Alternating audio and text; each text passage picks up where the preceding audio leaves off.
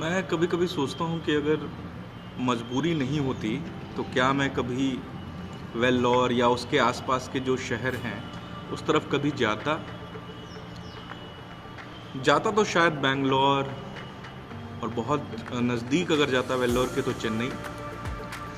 और इसके अलावा मुझे नहीं लगता है कि वेल्लोर टूरिज़्म की दृष्टि से कोई ऐसी जगह है कि वहाँ जाया जा सकता है। हालांकि मेडिकल टूरिज़्म के लिए वेल्लोर ने अपनी अलग पहचान बना ली है। इस वाले ब्लॉग में आपको चेन्नई में मेरी जो बाइक रेंटल सर्विस ढूंढने की जो स्ट्रगल थी वो देख पाएंगे आप। अगर आप कभी चेन्नई आपका जाना हुआ तो क्या आप वहाँ बाइक रेंट पे ले सकते हैं या नहीं ले सकते हैं, और ले सकते हैं तो क्या चार्ज है, उसकी कीमत क्या है, कितना पैसा खर्च होगा, कौन कौन से डॉक्यूमेंट लगेंगे, ये सारी जानकारी आपको इस वाले ब्लॉग में देने की कोशिश कर रहा हूँ।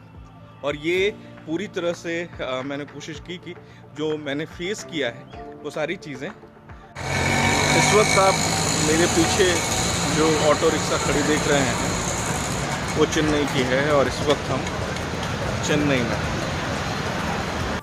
वैसे तो मुझे कुछ घंटे ही हुए हैं इस वक्त चेन्नई में आए, और कुछ घंटे में इस शहर को समझना लगभग मुश्किल है, क्योंकि कई बार हमें अपना ही शहर लगता है कि इतने साल हो गए, लेकिन शहर के इस पहलू से पहचान ही नहीं थी। वैसे ही चेन्नई मुझे आए हुए कुछ घंटे ही हुए हैं, और चेन्नई में कुछ इस तरह की पुरानी इमारतें हैं जो आपका ध्यान खींचती हैं कि अब तक चेन्नई में वो पुराने हेरिटेज, वो पुराने घर अब भी हैं। मुझे ये नहीं पता कि मैं किस रास्ते पर हूँ, लेकिन अमूमन मैं जब इस तरह के रास्ते पर होता हूँ तो मैं आसपास के जो साइन बोर्ड हैं उन्हें पढ़कर समझने की कोशिश करता हूँ। लेकिन यहाँ जो साइन बोर्ड भी हैं वो तमिल में हैं, और अपने को तमिल आती नहीं है।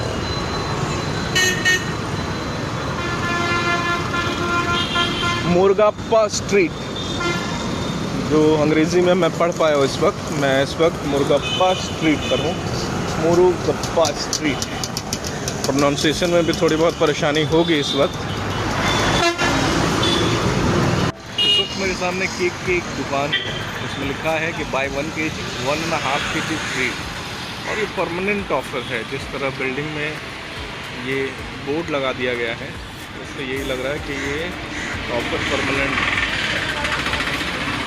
और लगभग सारे शहरों की बनावट एक सी होती है। आप किसी भी शहर के इस तरह के चौराहे पर आएँ तो समझिए कि 4 रास्ते जो हैं वो आपको अलग अलग दिशा में ले जाएंगे। और एक तो इस जगह भाषा की घनघोर समस्या है, अंग्रेज़ी और हिंदी से भी काम नहीं चलता, ज़्यादातर लोग तमिल बोलते हैं, तो मुश्किल है अपनी बात कम्युनिकेट करना उन तक।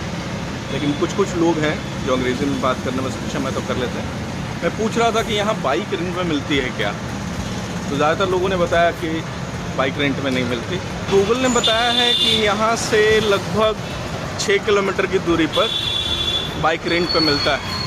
तो गूगल पर जो इन्फॉर्मेशन था मैंने उस फ़ोन नंबर पे बात की है, और उसी तरफ पैदल ही बढ़ रहा हूँ। तो देखते हैं अगर बाइक रेंट पे मिल गई तो इस शहर को समझना और थोड़ा आसान हो जाएगा। इस शहर में कई जगहों पर आपको इस तरह के छोटे छोटे मंदिर, ये हालांकि ये मंदिर छोटा नहीं है, लेकिन इस तरह के कई मंदिर नज़र आएंगे। ऐसा लगता था जैसे मुझे मंदिर पास से ही देख के गुजरने का मौका मिलेगा, और इसलिए शायद मुझे मंदिर के बगल से जो रास्ता जा रहा है उसी रास्ते पर जाना है।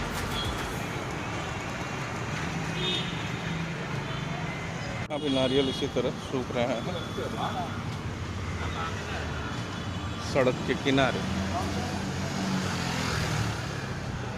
और जैसा गूगल बता रहा है मुझे इसी रास्ते पर जाना है। और यहाँ कई शहरों की तरह दोनों चीज़ें दिखती हैं। एक तो ज़्यादातर शहर में आपको सड़क किनारे इस तरह चैन की नींद सोते लोग नज़र आ जाएंगे, एतबार करते। हालांकि इस वक्त भी यहाँ इतनी गर्मी है कि आपके माथे पर पसीना ला देगी। अगर आप इस तरह के बड़े शहर को बेहतर समझते हैं तो सुविधाएं थोड़ी आसान हो सकती हैं। एक तो मेट्रो है और मेट्रो से आप आसानी से सफ़र कर सकते हैं, और दूसरा यहाँ पर कई नंबर की चलने वाली बसें हैं जिनके नंबर को अगर आप डिकोड कर लेते हैं कि कौन सी बस कहाँ जाएगी, तो फिर आपको चेहरे पर ये इस तरह के पसीने की ज़रूरत नहीं है। तो चूँकि हम नए हैं इस शहर में और हम नहीं समझते इनके कोड का मतलब, तो हम रास्तों पर पसीना बहा रहे हैं। और ये कोशिश है कि जिस तरह ऐसे पैदल पहुंच रहे हैं और आते वक्त हमारे हाथ में एक स्कूटी होगी, और ये जो पसीना है और स्कूटी की जो रफ्तार होगी उसकी हवा से ये पसीना सूखेगा। जान मुझे तो चला के आएंगे, हालत ख़राब हो गई, अंत में हमें ऑटो लेना पड़ा। और ऑटो वाले भाई साहब को पता समझाना में मुश्किल है। मैंने पहले ही कहा कि भाषा देखते हैं कि कुछ बातें हैं या नहीं।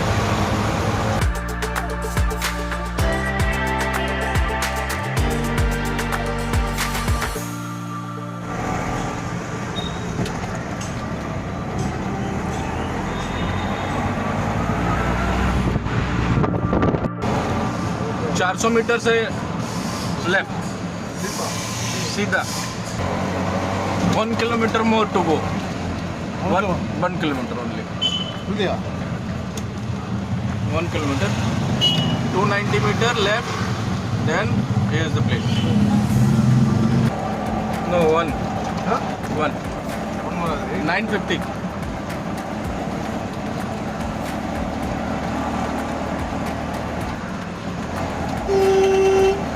$900.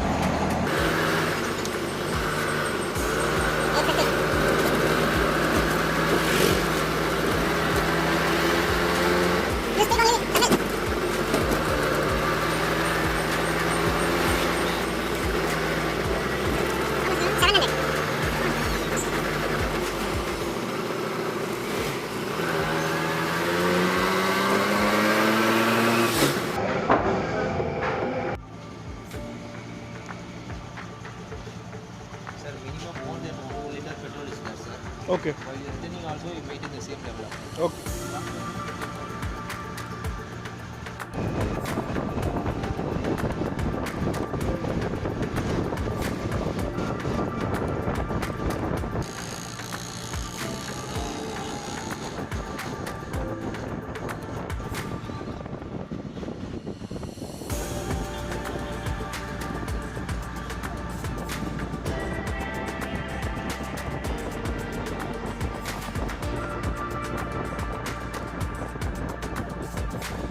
तो अब तक की जो अपडेट है वो ये है कि हमें ये स्कूटी मिली, और लगभग हमने एक दिन ये स्कूटी रखा है 24 घंटे के लिए।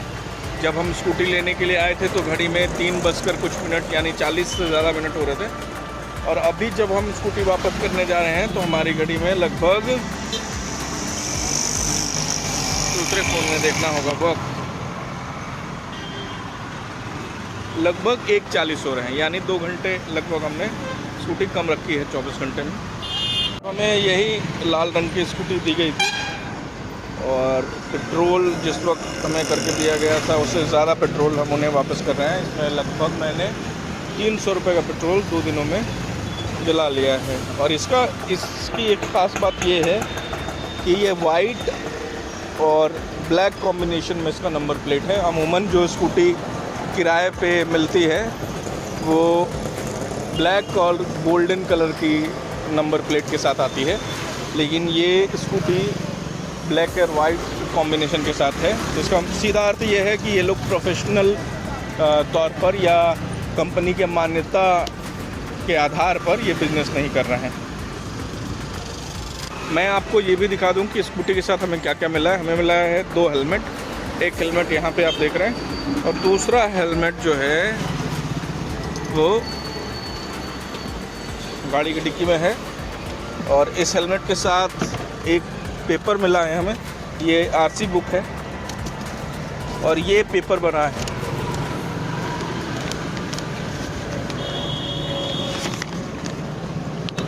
इसमें सारे डिटेल हैं, ये उनका फ़ोन नंबर है, तो ये सारी चीज़ें हमें मिली हैं। और कितना पैसा लगा मैं आपको थोड़ी देर में स्कूटी वापस करके बताता हूँ।